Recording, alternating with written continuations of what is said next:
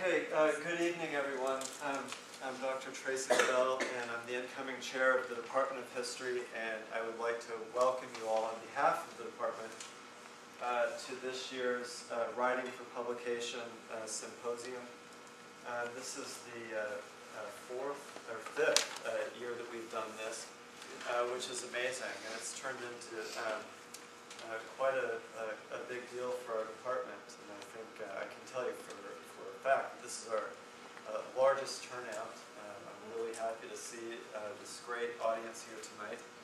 We have three excellent panelists tonight, and for the first time ever, I think this is a real testament to the success of this program. We have two alumni participants in tonight's program. One who will be offering the commentary on the panelists' papers, and one from last year who will be opening the question and answer session. So I just wanted to thank you for coming and welcome you on behalf of the department, and hope you have a pleasant evening. And with that, I will turn it over to my colleague, Dr. Fryer, who has been leading the class for these past 5 years. Thank you.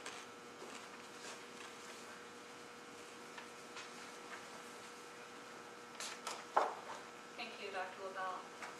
I'd like to welcome you to the History Department's 5th Annual Writing for Publication Symposium, titled Setting the Record Straight, Reading a Radical, a Writer, and Black Rioters in Their Own Words. Tonight's offerings span 2 centuries of U.S. history, but center on themes of race, gender, and self-representation within the historical record. As you'll see shortly, these 3 original works of scholarship illuminate the hidden angles of historical figures and events that are fairly well known, but far from fully understood. Although I serve as the instructor of record for this seminar, the course is truly a departmental and even college-wide effort.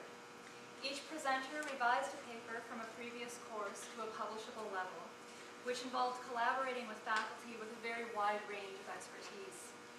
I'm especially grateful to the Office of the Dean of the College of Arts and Sciences and to Dr. Betsy Elliott Meisel, Chair of the Department of History, for their support of this seminar, and also to David Crawford, Creighton University Archivist, for the annual presentation that he gives on copyright issues in the publication process, which is very important to know and beyond what I'm able to teach.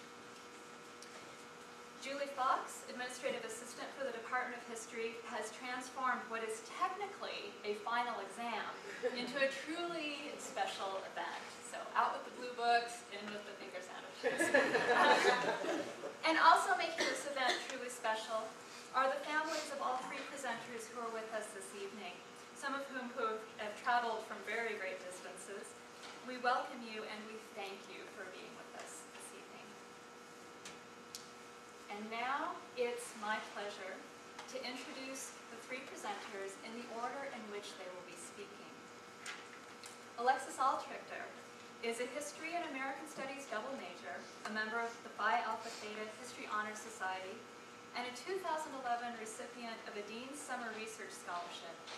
She served as a teaching assistant for a freshman-only section of History 101 this fall, and will be an intern at the Sarpy County Museum this spring. Her deep interest in 19th and 20th century Pacific Northwest history and culture has led her to pursue graduate study in history and American studies. Alexis will present Poetical Privilege, Francis Fuller Victor, and Her Literary Transformation, which she will submit to Neo-Americanist, an interdisciplinary online journal for the study of America. Kelsey James will graduate in May with a Bachelor of Arts in History, a minor in French and Francophone Studies, and a certificate in Business Administration. She is a Phi Alpha Theta member and a 2010 recipient of the Thomas A. Brennan Award for Scholarly Excellence in Native American History. This spring, Kelsey will be an intern in the Education Department at the Durham Museum. Her scholarly interests vary greatly, but they tend toward 19th century Europe and the United States, with a soft spot for Elizabethan England.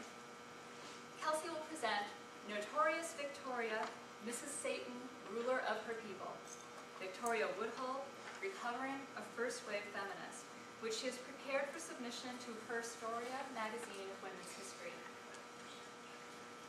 Bridget Lavin is a senior in the American Studies program with a minor in history.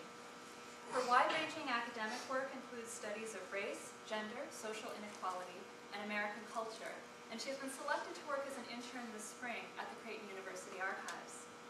The paper that Bridget is presenting this evening, Finding Truth, Inaccuracy in Government Publications of the 1943 Detroit Race Riot, was conducted largely at the University of Chicago in their special collections.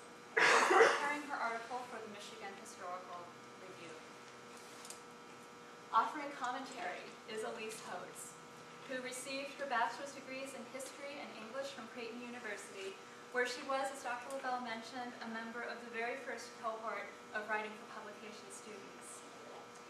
She holds a Master of Fine Arts in Creative Writing from the University of Missouri at Kansas City, where she studied as a Stanley H. Durwood Fellow.